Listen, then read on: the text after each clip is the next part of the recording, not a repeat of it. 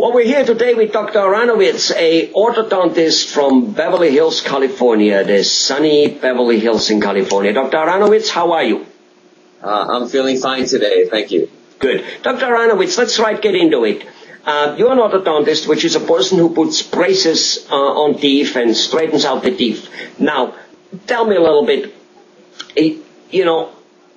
what is the philosophy in your practice? Because I've talked to many doctors and I find that they do have different philosophies, and it's not necessarily that one philosophy is bad and another one is good. They nevertheless are different. So I would appreciate if you kind of tell me what is your driving thinking behind being an orthodontist, and maybe that lends itself well for you to tell us, how did you become an orthodontist? I mean, maybe first a dentist, maybe later an orthodontist, or how did that develop with you? Tell us.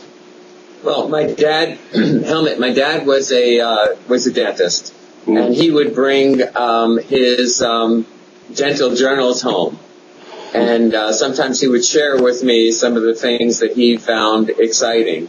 And to me, I felt the most exciting part of dentistry is when you can change somebody's smile or their physical appearance from something that might not be very nice to look at to a really nice smile. It makes a huge difference on a person's ability to have self-confidence and to go out and to make friends and to go about their business.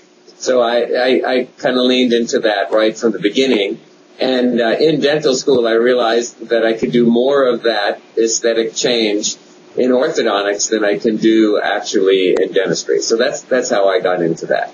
Well, interesting. Why do you think, or know, now anyway, that as an orthodontist you can do more aesthetic change than a general practitioner or a guy, who puts veneers and implants in a mouth, which does obviously make things looking very good too. What makes you saying that as an orthodontist you are more heavily involved in aesthetics? That's an excellent question. People usually think that all you can do in orthodontics or in dentistry is to close spaces that exist or to uncrowd overlapping teeth. But the entire profile of a person, where their lips are, whether they close easily, whether they are difficult to close, whether they are protruded or sticking out too far or leaning in too far, has everything to do with where the teeth are. And by moving the teeth around, since lips have no bones or cartilage of their own, by moving the teeth around, you can actually change a patient's entire profile. By making the teeth wider, orthodontically, you can create a wider smile where you see teeth going from one corner of the mouth to the other, as opposed to just dealing with the teeth that you can see. So by changing the shape of the teeth and how it affects the face, you could make some very profound changes in the way a person looks. Wonderful. Now, with what you just told me, did you now kind of describe your philosophy in your practice, or is that something you might still want to add a sentence or two? Well, Helmut, in order to talk about philosophy, we have to distinguish between the adult patient, who is all done growing, and the child patient. Okay. Children have an awkward stage that they go through. Their new teeth come in, they're all spaced, they seem to be sticking out.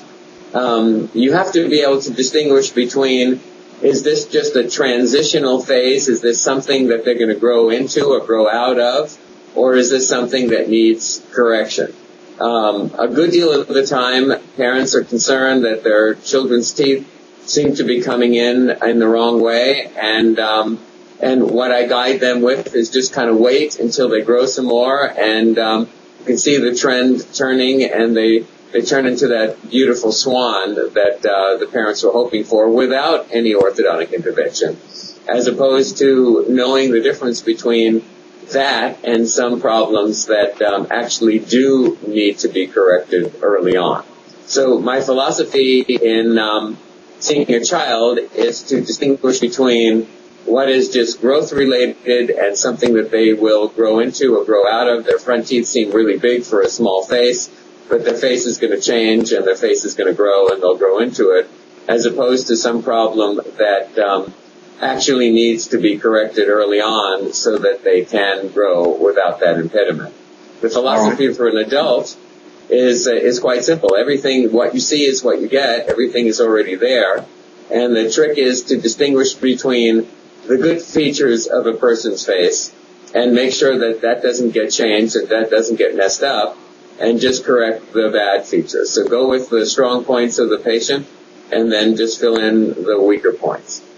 And I've heard that there's definitely a huge amount of adults, 30s and above.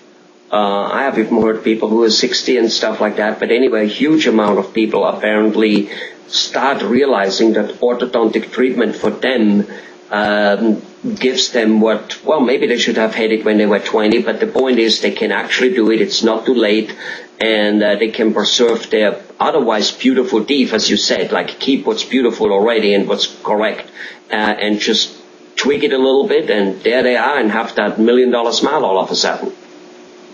There's no question, Helmut, that some of the most rewarding treatments that we do are on the adults who had a chance to realize how they suffer with this impediment, and they spend a lot of time thinking about what they're going to do about it. When they finally make that decision and then put it to work and then they see the final results, it's very dramatic and very emotional, and it's very satisfying for me as the doctor who helped them.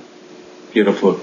Well, Dr. Aronowitz, thank you very much for telling us your philosophy, and it's very interesting how you became a dentist, which many of us actually did follow our father's footstep if our father actually was passionate about what he did, which my father was with mechanical engineering. I'm not doing it anymore, but I did definitely follow him in the footstep because, I liked the way he was able to apparently fix everything at home all the time. And I liked that fact, and thus I became one too. So wonderful. Thank you very much, Dr. Aronowitz.